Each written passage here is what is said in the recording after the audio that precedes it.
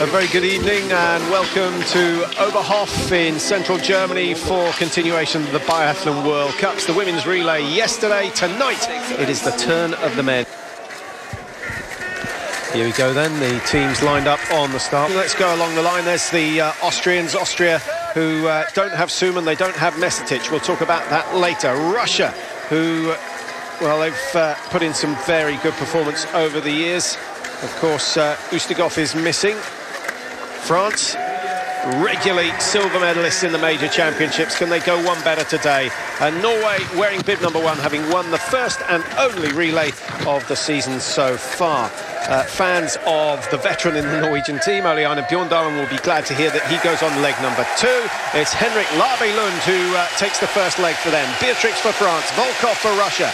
Austria have Ada, the Czech Republic with Schlesinger, and Germany, Simon, Schemp. Don't rule out the Slovakian team. They did pretty well last time round. Simoko on the first leg for them, and Pietro Duto leads the defending champions Italy here in Oberhof.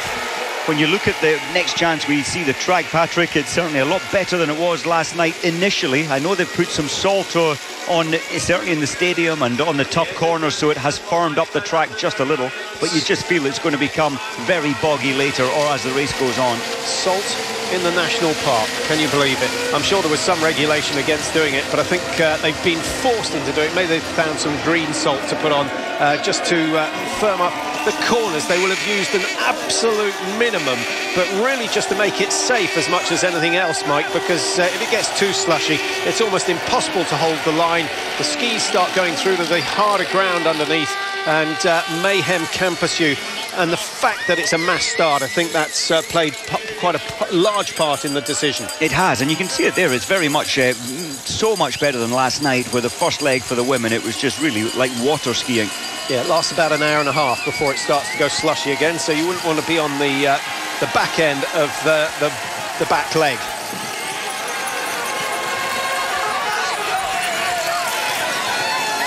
Henrik Labelund looking pretty good for the Olympic champions, the world champions, the World Cup leaders. Norway, it's all been going right for them. And looking at the first relay of the season, Mike, they only needed one spare round to clear the 40 targets. Astonishing effort from the Norwegians. That was incredible shooting. But then I wonder, Labelund, they put him first. Last year he raced in this race. He did 2 penalty loops, and you cannot but think year on year when you come back to the same location how it went the previous year. I just hope it's not in his mind at this time. Would you base your selection on that? I don't think so, no. A year he has proved without a doubt in Hochbilson that he's capable, well capable. Kevin Kane there for Great Britain. I like the way he was comfortable at the start. Only 3 teams starting on the very tail enders, the back row, so he's just playing it comfortable at the back. He just cannot get through. Yeah, the British team wearing bib number 21 tonight. Kevin Kane, as Mike says, leading off. Jackson taking leg 2. Laponda taking leg 3. Dixon taking leg 4. The next generation. Scott Dixon, well, it's a big moment for an 18-year-old, so let's just hope that the occasion isn't too big, and it will be for anybody doing a relay for the first time. It's a very scary proposition. Yeah, I hope his technique's up to scratch. Well, and I hope we get to see him as well. Good luck to Scott tonight. Cooled down at the last moment from Avi Moore to take his place in this relay. Britain desperately after some Nations Cup points, but it's a short race, a short lap. And like last night, a number of the women's teams lap, Mike, more than we've ever seen before. And the harder the conditions are, the more likely it is that that's going to occur. That's so true. And 8 of the women's 18 teams yesterday were lapped. And they are allowed to go through to the final, their final stand shoot. And then where your team is positioned at that point, that is your result. Well, nothing between the teams, and the contrast from last night at this stage of the women's race, there was, 150 metres between the front of the field and the back. Yeah, very tightly packed. There's no more than, 12, I make that about 12, 13 seconds from the lead skier to the tail skier. And of course we had the French team. Brunet came in for her first prone, and she was 26 seconds separated. But that was after a fall, but there were still some teams around her. Yeah, we had an email from Jill, who's a regular, saying that someone else fell alongside Brunet. I have to admit, Jill, I didn't pick up on that. Someone in a blue suit. Who could that include? Could have included the Ukrainians, I guess, who have Finland. blue and yellow. Possibly Finland. Could be Finland. If we get to see the replay, we'll check that out. The pace, the way that relays have been going, they have normally been very, very fast and attacking on the first leg. Schlesinger went to the front, and he seems to have slowed it down just a little. Yeah, just to control the race at the front. Before the first shoot, Mike, you've got to get your money on the table and tell us who you think is going to win. And I guess we need some reasons behind it as well. I suppose when you look at Svensson going last for the Norwegian team, he was 1 minute faster than anybody else on the last leg last year. You've just got a fantastic athlete going last. So I will always look to the Norwegians when you've got such a brilliant biathlete going last for you. So I'll go for the Norwegians. You'll go for Norway. I would have gone for France with Simon Fourcade coming back into the World Cup team after his operation. But his brother is now out, having competed over the new year. In the Veltins Arena. He's done some damage to the shoulder. We think it's a rotator cuff injury, and it's a really nasty injury, Mike, because all the tendons and ligaments in the shoulder move through very narrow grooves. Once they're inflamed, they of course get inflamed every time you use the arm. So you've got to do virtually nothing for a week to let that inflammation go down. If you get it wrong, that injury could go on for 5-6 weeks. I'm sure they're on the ball, and the fact that he's not racing here means that the French doctors and physios are trying to get control of this. If he misses more than one round of the World Cup, is that his chances of winning the overall gone? It's such a big deal for him because he wanted the overall World Cup again as last year, and he was looking so good for achieving that.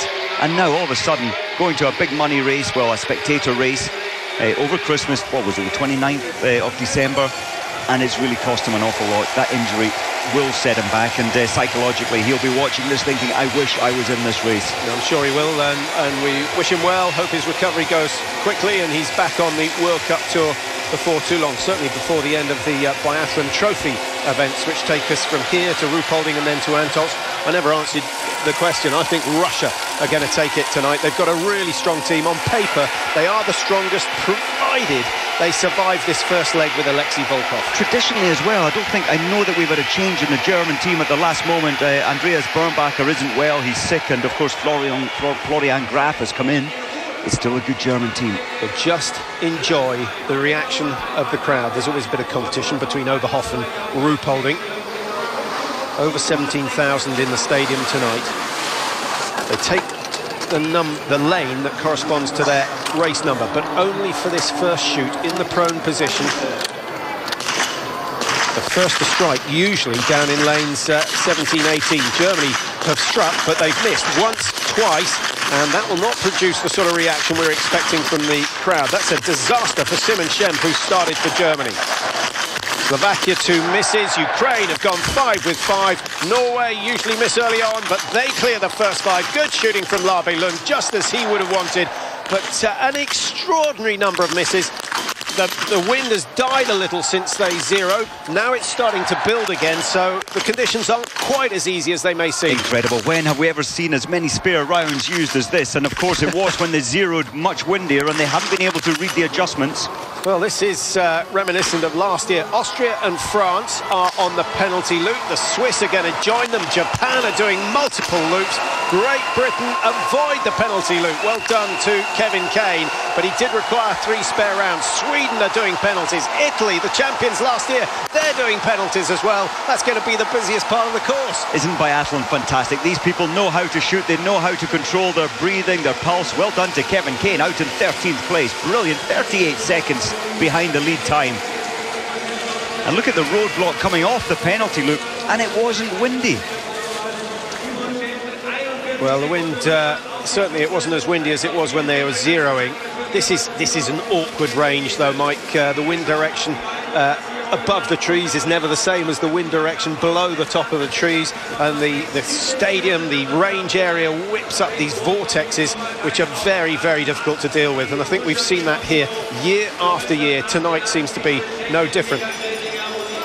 One more prediction from you. How many times is the lead going to change? The first guy into the range. How many times is the first guy into the range going to be the first back onto the course? Well, do you know, when looking at how the Norwegian team performed in Hofbilsen, the lead very rarely changed from that first leg, and I would say much the same. Norway have, well, they're in second place, but I would imagine they'll move into the first, and I don't think we'll see too many changes. Early days, first shoot completed, 7 to go. Welcome back, the crowd cranking up the volume here. 17,500 was the official number in the stadium. As you can see, there are many more out on the course enjoying tonight's action from Oberhof. This was the venue of the World Championships back in 2004, and I think that's certainly one of the highlights. The days of Poiré and Shelbred, and of course Bjorndalen was still doing pretty well then. Yeah, the Norwegians took, in this race, they were 15 seconds behind the gold medal, and Bjorndalen played a huge part that day, going anchor leg and bringing them forward. They were fourth, he took them up to second. In they come for the first exchange. Easy to get caught out when you've only got 50 metres of visibility, but the Ukrainians are on the ball, a very disciplined team. Sergei Sednev takes over from Sergei Semenov, who has done an outstanding job here tonight. 10 targets with 10 shots and earned himself a decent lead. It was 13 seconds. Looks as though he's managed to ski away from the Czech Republic and Russia on that final lap. So good work from him. Away go the Czech Republic, and the Czechs not using Sukup, who's back from injury. We'll talk about that a little later on. Germany, well positioned, fifth. They can strike from there, less than 30